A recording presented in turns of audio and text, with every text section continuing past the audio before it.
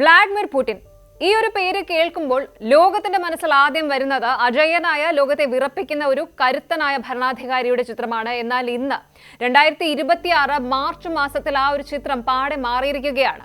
Ukraine യുദ്ധം അതിന്റെ 2ാം വർഷവും പിന്നിട്ട് മുന്നോട്ട് പോകുമ്പോൾ ക്രെംലിൻ എന്ന അധികാര കേന്ദ്രം ഇന്ന് ഭയത്തിന്റെ നിഴലിലാണ്. ശരിക്കും സത്യത്തിൽ പുടിൻ ഒളിവിലാണോ? തന്റെ പ്രിയപ്പെട്ട വിശ്രമ കേന്ദ്രമായ സോച്ചിയിലെ ആഡംബര വസതിക്ക് ചുറ്റും പുടിൻ ഇപ്പോൾ തീർത്തിരിക്കുന്നത് ഒരു അദൃശ്യമായ സുരക്ഷാ മതിലാണ്. സ്വന്തം ജനങ്ങളെ പോലും സംശയത്തോടെ കാണേണ്ടി വരുന്ന ഒരു അവസ്ഥയിലേക്ക് റഷ്യൻ പ്രസിഡന്റ് എങ്ങനെയാണ് എത്തിയത്?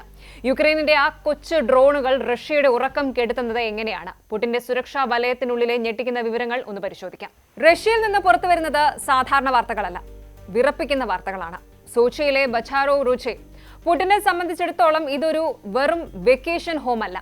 ലോക നേതാക്കളെ സ്വീകരിക്കാനും നിർണായകമായ അന്താരാഷ്ട്ര നയതന്ത്ര ചർച്ചകൾ നടത്താനും അദ്ദേഹം ഉപയോഗിക്കുന്ന ഇടമാണിത്. എന്നാൽ ഇന്ന് ഈ പ്രദേശം ഒരു സൈനിക താവളത്തിന് സമാനമാണ്. ഫെഡറൽ പ്രൊട്ടക്റ്റീവ് സർവീസ് പുറപ്പെടുവിച്ചിരിക്കുന്ന പുതിയ ഉത്തരവുകൾ പ്രകാരം 3 ചതുരശ്ര കിലോമീറ്റർ പ്രദേശം പൂർണ്ണമായും ഒരു നോ ഗോ സോൺ ആയി പ്രഖ്യാപിക്കപ്പെട്ടിരിക്കുകയാണ്.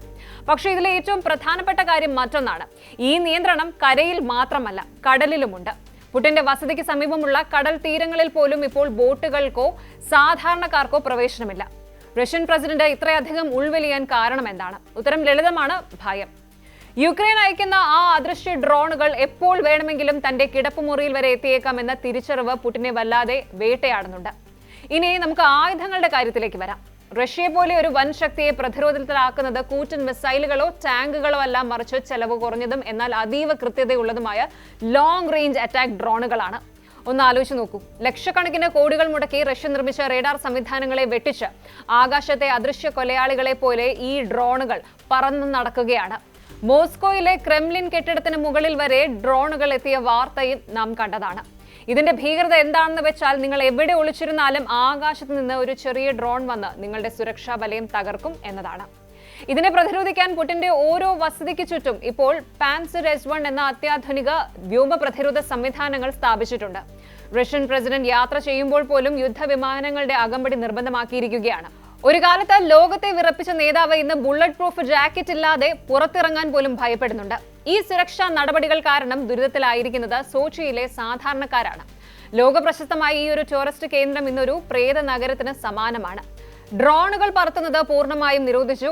പെയിന്റ്ബോൾ ഗെയിമുകൾ, അതുപോലെ എയർ സോഫ്റ്റ് ക്ലബ്ബുകൾ എന്നിവ പോലും അടച്ചുപൂട്ടി. എന്തെങ്കിലും ആയുധത്തോട് സാമ്യമുള്ള വസ്തുക്കൾ കൈവശം വച്ചാൽ നിങ്ങൾ ജയിലിലാകും. വസതിക്ക് സമീപമുള്ള വർക്ക്ഷോപ്പുകൾ, മാലിന്യ നിർമ്മാർജ്ജന കേന്ദ്രങ്ങൾ, ഹെലിപാഡുകൾ എന്നിവയെല്ലാം നീക്കം ചെയ്തു. ഒരു ഭരണാധികാരിക്ക് വേണ്ടി ഒരു നഗരം മുഴുവൻ ശ്വാസം മുട്ടുകയാണ്.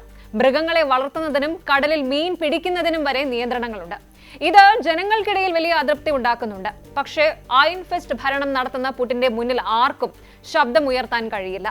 പുടിൻ ഇന്ന് നേരിടുന്നത് ഒരു ഡബിൾ ചലഞ്ചാണ്. പുറത്ത് യുക്രൈനും നേറ്റോയും, അകത്ത് സ്വന്തം ജനതയുടെയും സൈനിക ഉദ്യോഗസ്ഥരുടെയും അതൃപ്തി.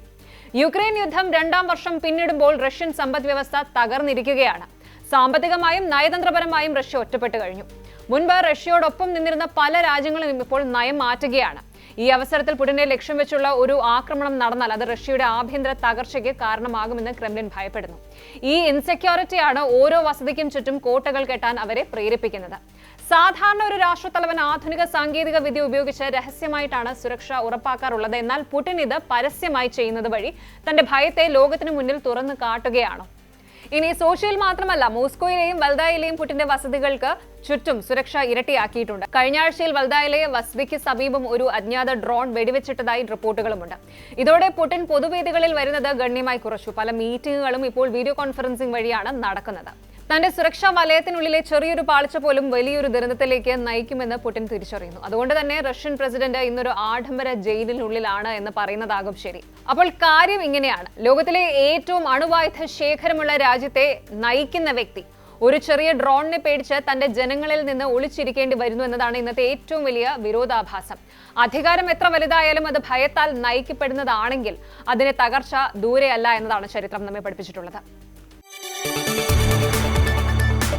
കൂടുതൽ വാർത്തകൾക്ക് News 18 Keralam YouTube channel subscribe ചെയ്യുക.